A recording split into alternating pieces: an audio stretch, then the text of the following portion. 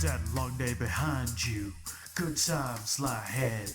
With company worth keeping, that'll bash a smile on your head. Come on in, the door's open, you'll find just the finest folks here. Pull up a chair, grab a drink, and lend our stories your ear. Cause we're the talk at the tavern. Here you're always welcome. The talk at the tavern. Promising beer and bedlam. The talk at the tavern. Music, medicine, then some. The talk at the tavern. The song's over. Here we come. And welcome to Talk of the Tavern. I'm Travis Sivart. Check out TravisSivart.com for some incredible fantasy and sci-fi served fast. My vices tonight is some Coke Zero in my Talk of the Tavern pint glass. I see Andrea's got her Talk of the Tavern mug. And I've also got some bourbon and some fine autumn evening tobacco and a Savinelli tonight. What about you, Ed? My vices tonight are water. You okay? Yeah, I'm okay. I'm gonna ease my way back up here in a little bit. Okay. But water for now. Okay. How about you, Andrea?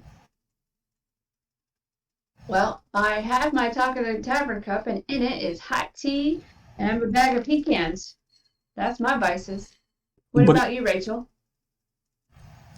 My vice today is the Amber Sunset tea from Good Earth. They didn't sponsor this podcast. I'm just really hoping if more people demand it, they put it back on the shelf.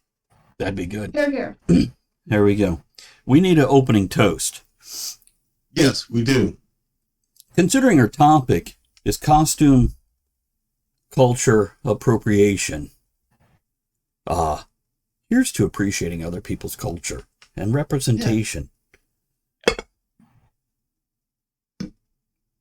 Now let's argue about that shit. So, there's whole songs out there about that I love. A lot of the parody songs where they talk about, how you can't do that and is it ridiculous or not. Now, I'm going to state it clearly here. I'm a white guy, so I guess I could dress Irish or German and not be offensive. I haven't had a genetic test. I don't know actually what I can represent genetically and not cross a line, because apparently you could wear your own. Bob. Yeah, we need Bob. Bob was a viewer who went and got a genetic test and found out he was 0.04% black. So since he found that out, He was a strong black brother too. He was proud of that shit. Being kept down by the man. Yep.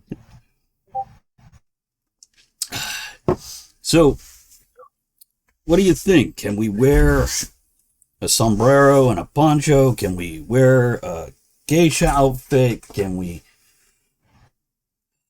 What can we do? What are we allowed to do? I mean, it's also kind of weird because we've had such a globalized, I don't know what the word is, but like you've relocated globally. The 1900s made it so easy for people to just move across the world. So you could be, black and living in China and be Chinese. You speak Chinese. You've grown up in China.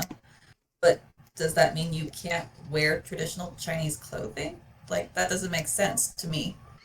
I think it becomes appropriation when you start using it as a joke and not just like, oh, I really appreciate this character, even though they're not like me, or I really appreciate this culture and I want to embody it. I think that's appreciation, but the appropriation is like you're using it as the butt of a joke. Who decides if it's a joke or appreciation? That's the problem. Yeah. If I walk into a costume party and I'm dressed as a samurai or a Polynesian dancer or something like this, and I'm obviously a white guy, if somebody is just, bam, right now, offended, how dare you? Did I do wrong or are they wrong? In just assume. Why? You want more? I'll give you more. Go on it. This country is probably the biggest melting pot in the world. And we talk about all the time getting to know one another and appreciating one another and embracing one another, what better way to embrace one another than to wear the dress of another culture? That's the way I see it. You guys dressed up one time in Indian costumes, dots, not feathers, and you look great. You look absolutely fucking awesome. And for somebody to be offended about that is simply ridiculous. In a couple places we've worn that. Go ahead, Andrea. I was kind of worried. We were working a convention one year at a hotel, and most of the staff, and I believe the owners, they're Indian, like from India. And I had brought my costume, my sari, and all that, and I was worried that they would be offended.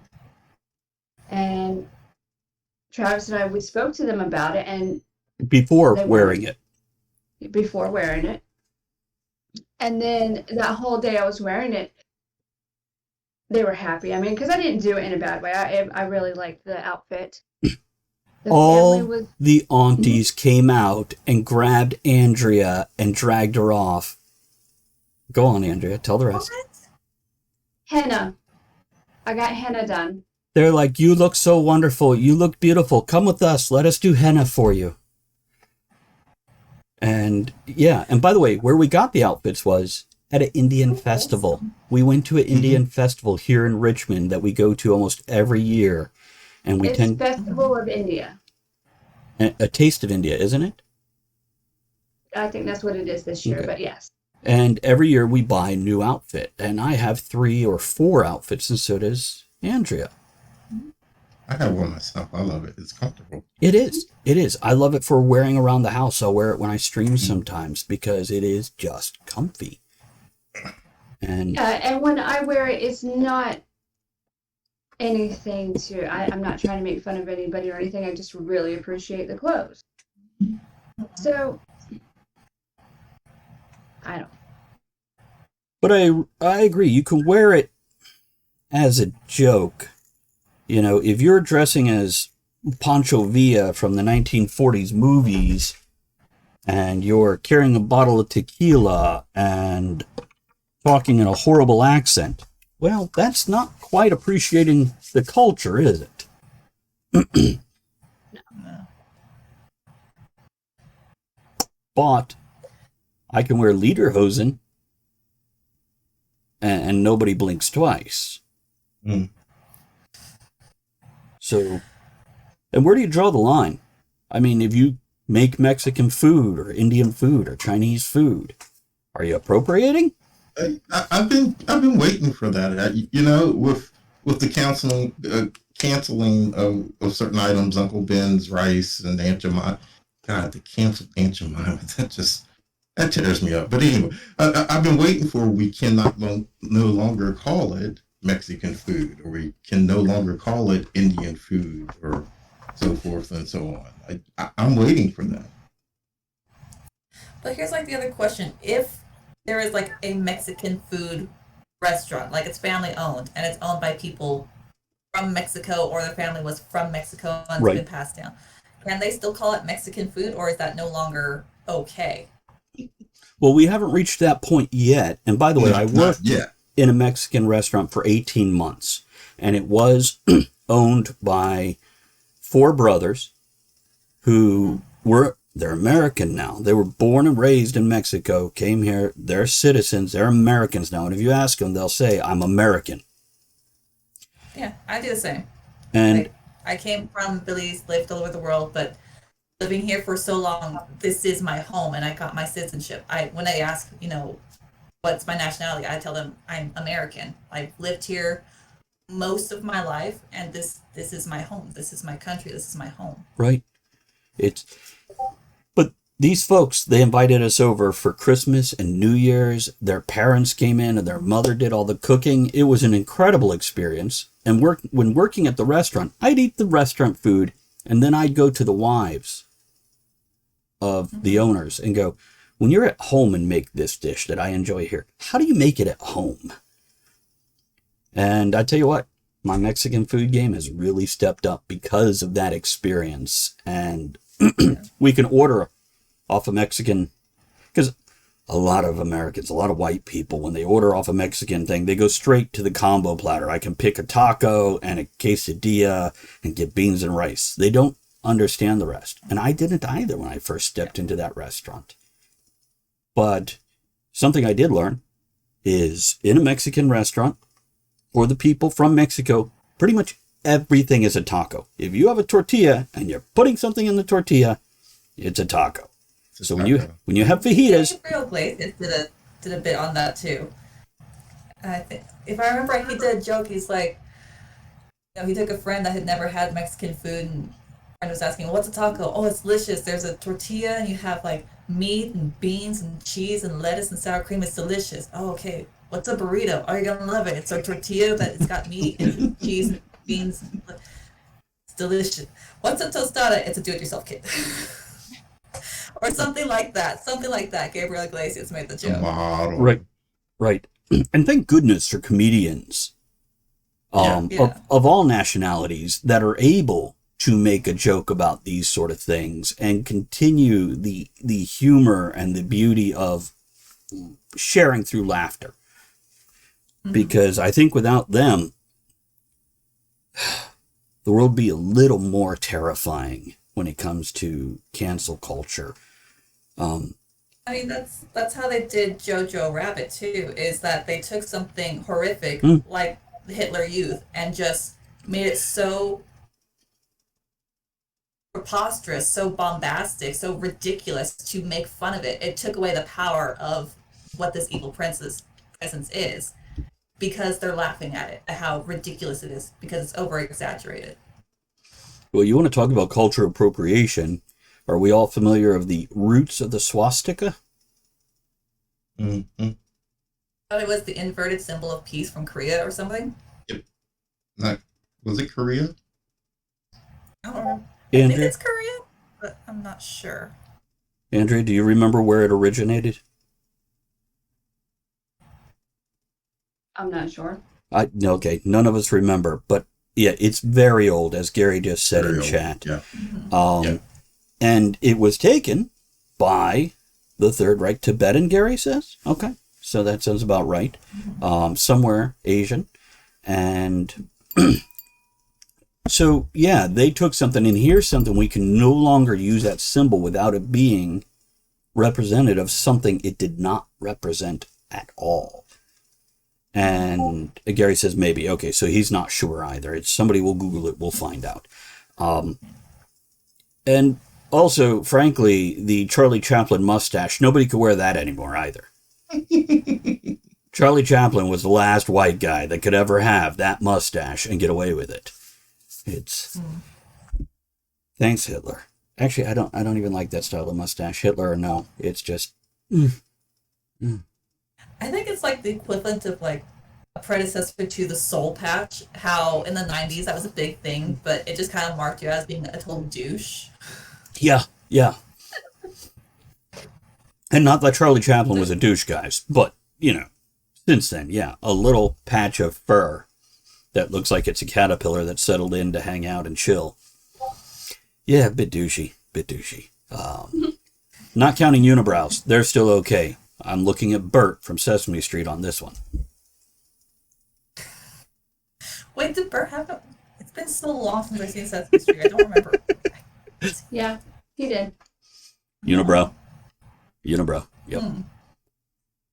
That and the anyhow, it's.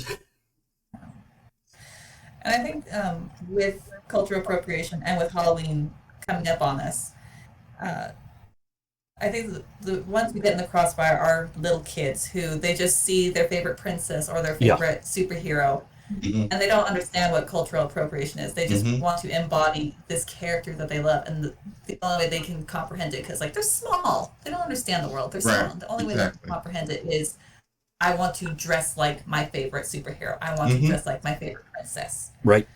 It's kind of wrong of us to take out this very complicated adult topic and expect children to understand it. Yeah. Because you guys know, my favorite Disney princess is Mulan. 100%, that's my girl. I like Tiana. She built her own business. And she made baked so- goods. Yeah. So speaking of cultural appropriation and costuming, I have an event I'm going to, and I'm going to wear a costume. I will be a flamingo. Is that appropriating their culture? Well, since the flamingos can't speak for themselves, I think it depends on which flamingo. Are you doing the lesser flamingo or the greater flamingo? That happens for most of the cultures, Travis. They don't speak for themselves. Somebody else speaks for them and tell them it's wrong. that's true. How do you know what?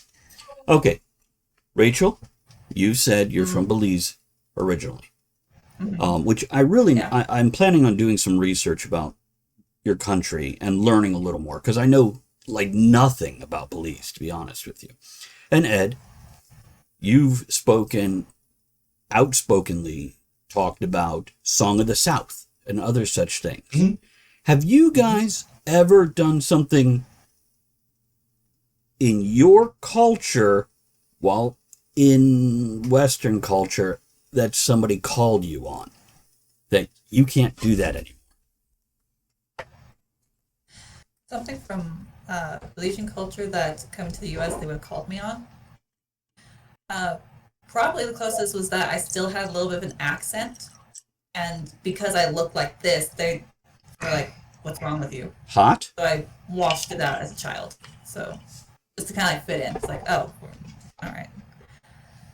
But So you've for actually had somebody aesthetically, call you on it then? yeah. Wow. It's because they have an accent, and I've long since lost it. Okay. And it's So I'm curious, who called you out? Was it like a straight up white person or was it somebody of Central American, South American descent that went, hey, you can't do that? no, it was just older kids on the playground that they're white and Mexican kids that were kind of like looking at me like, why do you sound weird? Like, why do you sound like that? You look this way. You don't, like, people who look like that don't sound this way. They sound this way. So I don't think it was a prejudice thing. I think it's just kids trying to make sense of the world. Oh, okay. And, you know, one of these things is not like the other. Okay. Ed? I take it when you say done something of my culture, you say something that is stereotypically considered black. Sure. I'm guessing. Not really so much to say. I often catch it on the other end. Like years ago, when I first got into kayaking, somebody was like, "Black people don't kayak." Yeah, I do. Okay.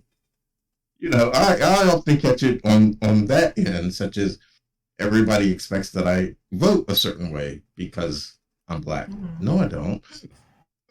See, but Ed's also often seen in public wearing a kilt Yeah. and a camo ball cap with a Confederate flag on it. It has happened. And have you ever gotten shit for that? Oh, sure. I had two guys try to, not a Confederate flag, but I was Okay. wearing the Gadsden flag. That's the one with the snake on it. Okay. Yeah. The don't tread on me and- thing? Yeah, don't tread on me. And I actually had two guys wanted to kick my ass because they wanted to know why I was wearing that racist flag on my cap. But I had to give them a history lesson and avoided the ass kicking. But yeah. How'd that go? Oh, it went well. Good to hear. They made a mistake. I was sitting down when they approached me and they allowed me to stand up. So it went very well. And was Teresa with you? No, she was not. Oh, okay. It's I mean, there's also a lot of that from city people perspectives. I'm going to use terms like city people and country people. yeah.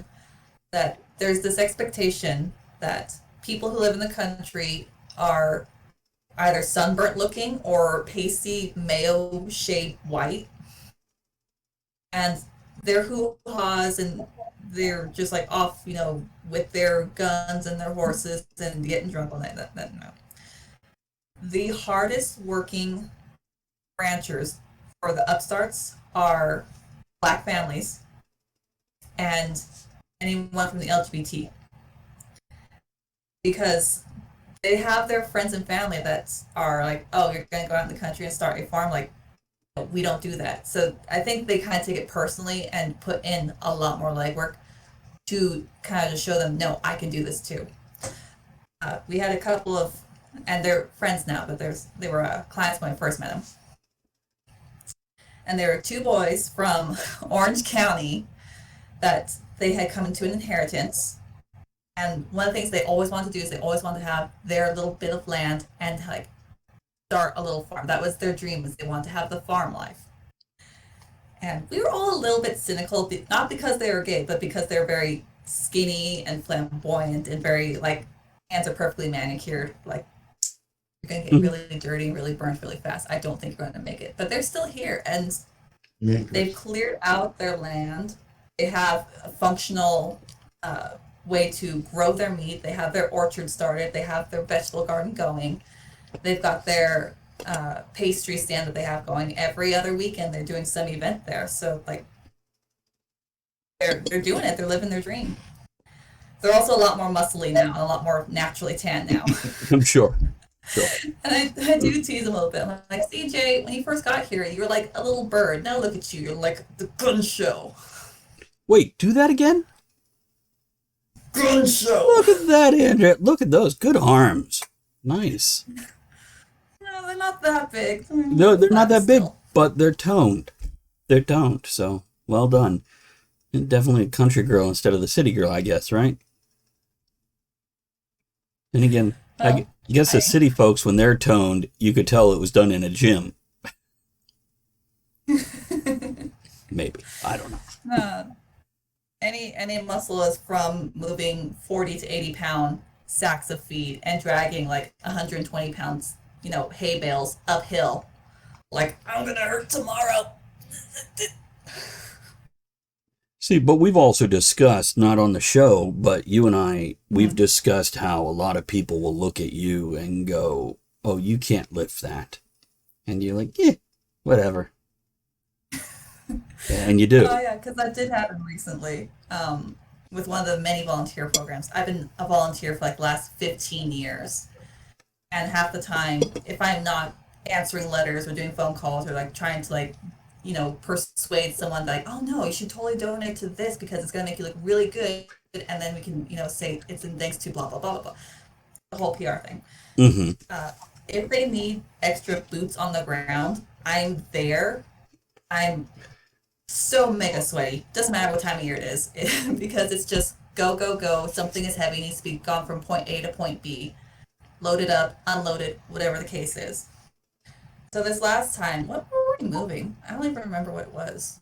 But the sack of it was rice is what it was. And the sacks are about 65 pounds-ish.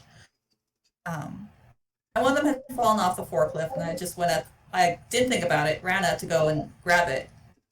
There's a couple of guys who are like, oh, no, we'll get that. It's too heavy. What? I did not hear you. It's amazing what you can do when you know where your center of gravity is and how to use leverage. Yeah.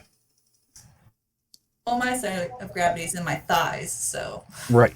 If you know how your body works, John says, that's a big sack. And I worked with Gary, who's here in chat. Why, thank you. One of the stories I told you where I would lift things and move them across a room when I was working with Gary. Gary saw these guys look at me and question me like, how the hell did you just lift that? Because I'm not a big guy. I'm 5'7". I may have once almost been 5'8". I'm no longer that tall. But yeah, it's... Well, I am 5'8", and my long princess hair, so maybe that's the reason. Andrea? So what I'm hearing is you have these chores on your ranch. You should open an Airbnb so people can pay you to do your chores. Have we told you about that when we went to the Hobbit house? So that they pay me to do my chores. Yeah. Travis And has they just do it. They do the chores, and I get to sit back and watch. Yeah. Yeah. When we Yeah, went to the that's Hobbit the house, story. we looked for like, hey, what local things can we do if we want to run around and do something fun? And we looked up local things, and some of it was go to this person's farm and you can milk their cows, and you can feed their goats, and you can do this, and you can do this. You can move the hay bales, and you got to pay them to do this. It was Tom Sawyer all over again. You get 5 hours of fun for only $35. And we get to watch you as you do our chores. I'm like, I know that. I live around farms. No. And Gary clarified, they I thought mean- Travis was soggy. So, yeah. I would love to do that if I had more space, like make some sort of B&B accommodation. Because what I would really, really love is there's a property next door and it's 69 acres. No, that's not a joke. That's just it's just 69 acres. I don't, but it's got this beautiful stream that kind of cuts through it, and I would love to just have that property so I can just do more with it and then outsource this one to be that kind of B&B, get your farm experience here, you know. Yeah, a little different from a dude ranch, but similar concept. Yeah, but then guys are like, are you man enough to? I don't know. Oh, I just yeah. call it 69 acres of fun. I had to tell that to one of my clients that he was having problems with his sheep. His sheep was lambing out for the first time, and there was some complication. And I stopped what I was doing. I drove 35 minutes to go and meet him at his ranch. And I had to reach into the U and like feel like, oh, you know, they're kind of buckled in there. You're gonna have to reach in. You're gonna have to pull her out. I'm not gonna do it for you because you need to learn how to do this. And he said, okay, let me get some gloves. I said, you don't have time for gloves. Man up. Reach in there and pull out that.